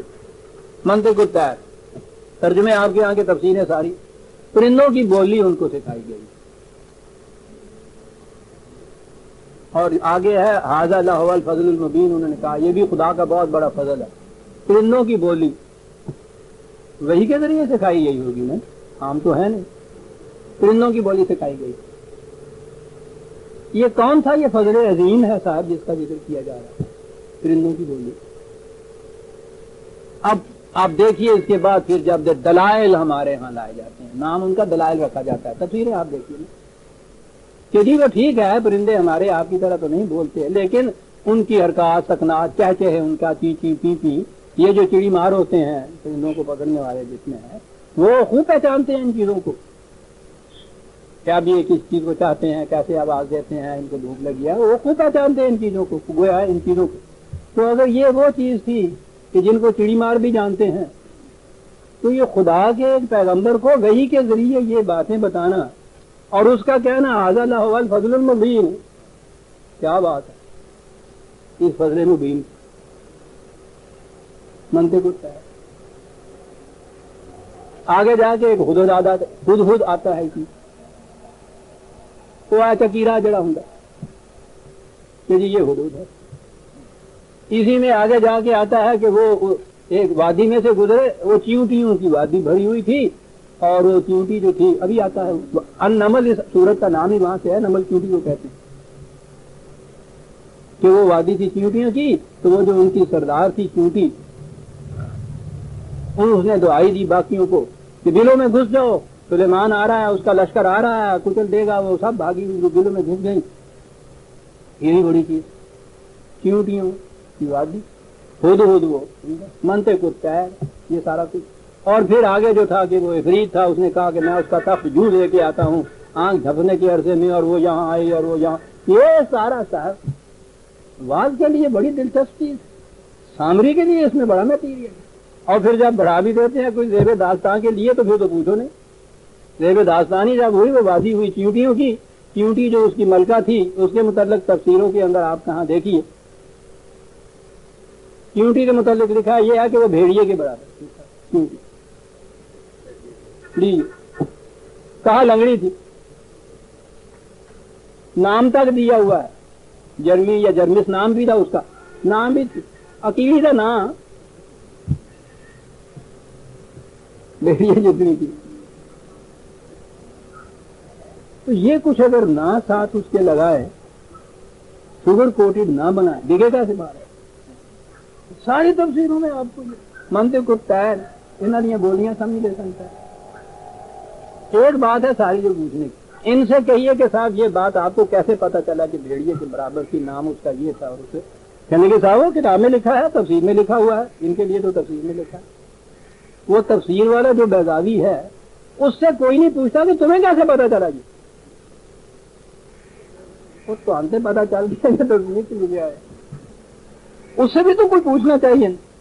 اور یہ بات ایسی نہیں ہے جو کہ مجھے کشف ہوا، یہ تاریخی بات کہہ رہے ہیں نا۔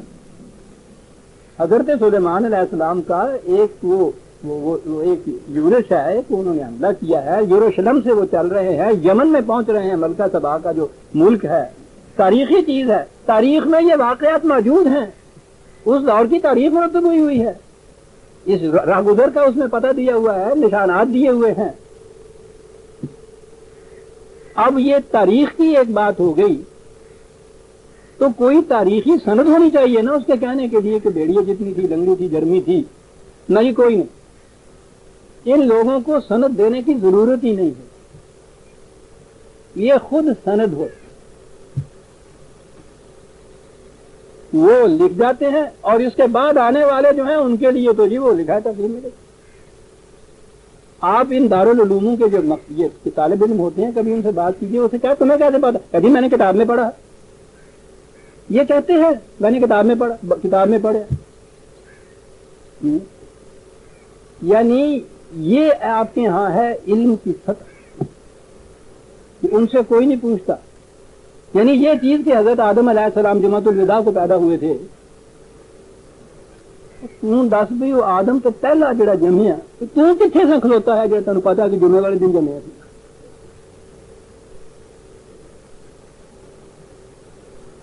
اور یہ درس قرآن کریم ریڈیو کے اوپر اناؤنس ہوا، یاد ہوگا آپ دینے والے کون تھے؟ آپ کے سابقہ مذہبی امور کے وزیر مملکت اسلامیہ پاکستانی۔ مکے کی اجاڑ والی گال ہے نا، اس سے بڑی سرد کیا ہوتی ساری دنیا کو؟ کون کہنے والا اتنا ممتاز، ریڈیو کے اوپر بین الاقوامی نشریات چیز ہو رہی ہے، حضرت آدم علیہ السلام کی تاریخ بیان ہو رہی ہے، اور وہ فضیلت بیان کر رہے تھے جمعۃ الوداع کی، اور پہلی فضیلت یہ تھی. بہرحال میں کہہ یہ رہا تھا کہ جو تاریخی واقعات ہیں ان کے لیے تو تاریخ کی سندیں آپ کے پاس ہونی چاہیے نا، لیکن نہیں. کتاب میں لکھا ہے، تفسیر میں لکھا ہے، منطق اس زمانے کی تاریخ سے پوچھیے، حضرت سلیمان علیہ السلام کے واقعات میں دیکھیے، اور رات میں بھی یہ دیکھیے.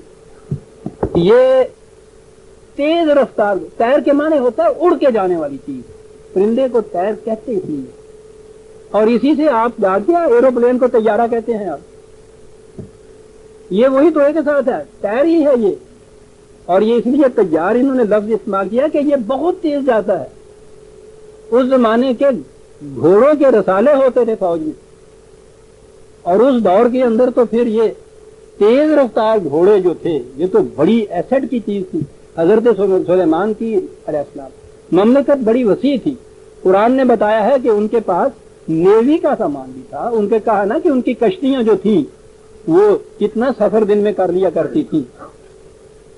یہاں جو ان کے ہاں فوج تھی بری خشکی کی فوج، قرآن نے کہا ہے کہ اس کے اندر یہ باہر کے وحشی کوہستانی قبائل بھی تھے. وہ ان کے لیے بڑے بڑے قلعے بناتے تھے، کشتیاں، بڑے بڑے برتن بناتے تھے، یعنی اس قسم کا جو کام ہے، پتھر کاٹتے تھے. یہ اس قسم کا کام جو فوج میں آج یہ شاہراہ کرا کرم بنانے والے جو تھے اس میں دونوں قسم کے تھے. یہ جو لوگ کوہستانی صحرائی وہاں کے باشندے میر لیبرر، ان کو وہ جن کہہ کے پکارتا ہے، عربی زبان میں ان کو کہتے تھے یہ صحرا نوردوں کو. اور جو ان کے یہاں ٹیکنیشین تھے، انجینئر تھے، ان کو وہ الناس کہتا ہے قرآن. شہری آبادی قرآن نے کہا ہے کہ ابراہیم حضرت سلیمان السلام کی اس لشکر کے اندر یہ کوہستانی آبادیاں بھی تھیں، اور وہ اس زمانے کے یہ جنگلی، یہ ہمارے ہاں کے یہ لائل پور اور منٹوگمری کا جو بار آباد کی ہے ہماری زندگی میں، یہ ہمارے بچپن میں آباد ہوئی ہے. وہاں کے جو اوریجنل رہنے والے ہیں آج بھی ان کو جانگلی کہتے ہیں. عربی زبان میں اسے الجن کہتے ہیں. وہ الناس معانست سے ان کے ہاں سوشل اینیمل. شہروں کے رہنے والوں کو جو سوسائٹی میں رہتے تھے وہ تو عجیب کون تھی. الناس تو معانست سے ہے. اور وہ رہتے تھے جو آنکھوں سے اوجھل باہر، وہ بھی تھے، ناس بھی تھے، یہ بھی تھے، کشتیاں بھی تھیں ان کی فوج میں، اور اس کے ساتھ گھوڑوں کا رسالہ بھی ان کے ساتھ بہت. آگے چل کے دوسرے مقام پہ آتا ہے نا کہ حضرت سلیمان علیہ السلام نے پھر وہ ایک دن ذرا اس کی وہ انسپیکشن کرنی چاہیے. آج کی دور میں یہ کہتے ہیں، وہ پریڈ دیکھنا کہتے ہیں نا آج کل کا، یوں جاتے ہوئے دیکھتے ہیں. ان کو کھڑا کیا، انسپیکشن کی، اور ایک ایک کو وہ تھپکی دیتے گئے، آباد دیتے گئے. تو نظر آتا ہے کہ ان کے ہاں یہ گھوڑے جو تھے وہ خاصا ان کے ہاں ایک گھوڑوں کا بھی لشکر تھا. قرآن بتا رہا ہے گھوڑوں کی ٹریننگ کے لیے خاص. اب بھی ہمارے ہاں یہ پولو والے جو ہے نا، وہ گلگت والے مشہور ہیں سارے پاکستان میں، تو بہترین پولو کے کھلاڑی ہیں. خاص قومیں، خاص قبیلے ہوتے ہیں، خاص فن کے وہ ماہر ہوتے ہیں. تاریخ میں یہ ملتا ہے قبیلہ تیر اس زمانے کے اندر یروشلم کے بعد کے علاقوں کے اندر جو گھوڑے پالتے تھے، گھوڑوں کو سداتے تھے، فوج کے اندر ملازم ہوتے تھے یہ گھوڑوں کے اوپر.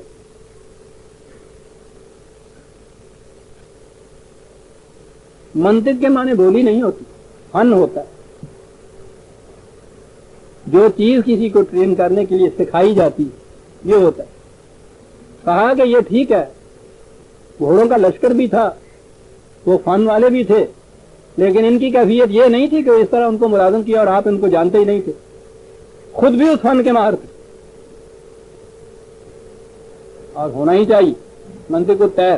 آگے چل کے میں عرض کروں گا کہ وہ ہدہد کیا تھا اور نبل تو ابھی ہے تھوڑا سا وقت، تھوڑا سا ہی رہ گیا. منطق تیر وَأُوتِينَا مِن كُلِّ شَيْءٍ. دیکھو تو کیا بات قرآن کہہ رہا ہے.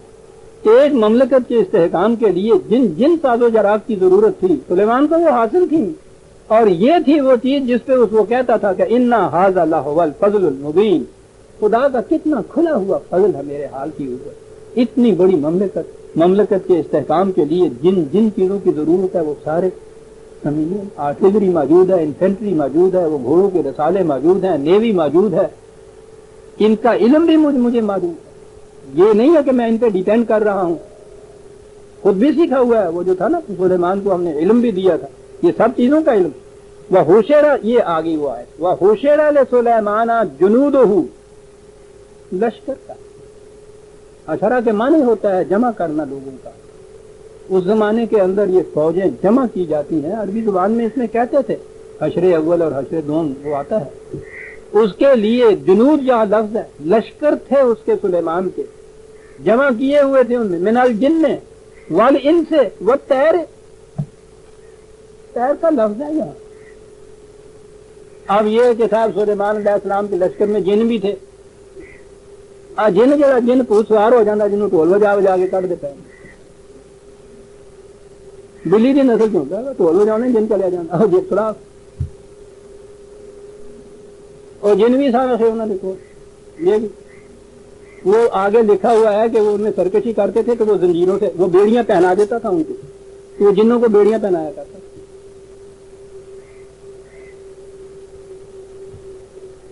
جن بھی کوہستانی قبائل، صحرائی قبائل، جنگلی قبائل، وہ بھی تھے لشکر کے اندر۔ انس جو تھے، دانشور بھی تھے اس کے اندر، ٹیکنیشین بھی تھے اس کے اندر، وہ طیر، گھوڑوں کا لشکر تھا بہت بڑا، برق رفتار، باد پا، اور ان کو سدھانے سکھانے والے قبیلہ اب طیر تھا وہاں، وہ لوگ بھی تھے۔ فہم یوزعون، عجیب چیز یہاں یہ یوزعون جو ہے وضع کہتے ہیں، یہ فوج کا ڈسپلن جو قائم رکھا جاتا ہے نا، کہ اس میں جب آپ نے دیکھا ہوگا کہ فوج اگر راستے پہ چل رہی ہے تو وہ قدم ملا کے چلتے ہیں، لیفٹ رائٹ، ان کے باہر ساتھ ایک ہوتا ہے ذرا ان سے اونچا، کیپٹن کہہ لیجئے یا ان کے یہاں کا صوبیدار کہہ لیجئے، وہ نگاہ رکھتا ہے کہ کسی کا غلط قدم تو نہیں اٹھ رہا، آگے پیچھے تو نہیں پڑ رہا، صف سیدھی رہ رہی ہے۔ یہ عرب اس شخص کو واضح کہتے، وہاں سے یہ لفظ ہے یوزعون، کہ وہ تمام جتنی بھی یہ فوج اور لشکر اس کے تھے جو مشتمل تھے ان لوگوں کے اوپر، جنگلی اور پہاڑی بھی، میدانی بھی، گھوڑوں والے بھی، وہ بادبانوں والے بھی، ان تمام کے اندر وہ ملٹری ڈسپلن کو قائم رکھتا تھا۔ یوزعون، کیا لفظ ہے۔ اور میں نے کہا ہے نا کہ وہ تو عربوں سے پوچھیے، یہ جو شخص اس طرح سے چلتی ہوئی فوج کے قدموں کو دیکھتا تھا نا کہ آگے پیچھے کسی کا قدم نہ پڑے، اور پڑے تو وہ فوراً کہتا تھا نا، اب بھی آپ نے کبھی دیکھا ہوگا یہ چلتے ہوئے فوراً للکارتا ہے اس کو، یہ تھا جو باتیں ہوتا۔ تو نظر آتا ہے کہ یہ فوج ہی کی بات ہو رہی ہے کہ ان کو پھر وہ پورے ڈسپلن کے اندر وہ رکھتے تھے۔ ڈسپلنڈ فوج تھی حضرت سلیمان کی، مشتمل تھی ان تمام مختلف فوج کے شعبوں کے اوپر، بری بھی، باہری بھی، بری کے اندر وہ پیدل چلنے والے بھی، اور پھر یہ گھوڑ سوار بھی، ان میں ڈسپلن بھی قائم ہوا تھا۔ اب وہ یہ بتا رہا ہے یہ تذکرہ کر کے کہ مملکت کسی کو مستحکم کرنا ہو تو اس ساز و جرات کی ضرورت ہوتی ہے، یہ خالی نبوت سے قائم نہیں ہوتی، نبوت تو وہ ڈسپلن قائم کرتی ہے، باقی یہ ساری چیزوں کی ساز و جرات کی ضرورت ہوتی ہے۔ اسی لیے قرآن نے جو کہا ہے، پہلی مملکت اسلامیہ کو، ہمارے ہاں مملکت دینے والوں کو کہا ہے کہ اپنے ہاں تعلیم کتاب و حکمت سے ان سرحدوں کی حفاظت کرو، تو یہ بھی ضروری چیز ہے۔ یہ نبی محض ایک واعظ نہیں ہوتا تھا، یہ محض اللہ سکھانے والا پیر طریقت نہیں ہوتا تھا، مملکت قائم کرتا تھا، اور مملکت کے استحکام کے لیے جن ذرائع سامان و جرات کی ضرورت ہے قرآن ان کی تفصیلیں بھی دیتا ہے۔ اب یہاں سے ہم آ جائیں گے وہ حتی اذا آتا علی واد النمل، وہی چیونٹیوں والی بات کہ پھر جب وہ وادی نمل میں آیا جہاں کہا گیا کہ وہ چیونٹیاں وہاں تھیں، بھیڑیے جتنی بڑی چیونٹی ان کی ملکہ تھی، لنگڑی بھی تھی، پتہ نہیں لنگڑی کو کیوں ہو گئی تھی۔ تو وقت ہو گیا شیخ صاحب، یہ آج وقت ہو گیا ہے۔ اب یہ یہاں سے ہم سورہ النمل کی 70ویں آیت تک ہم آ گئے، 18ویں آیت سے وادی نمل سے ہم آئندہ شروع کریں گے۔ ربنا تقبل منا انک انت السمیع العلیم۔ اعلان ہے نمائندہ بزم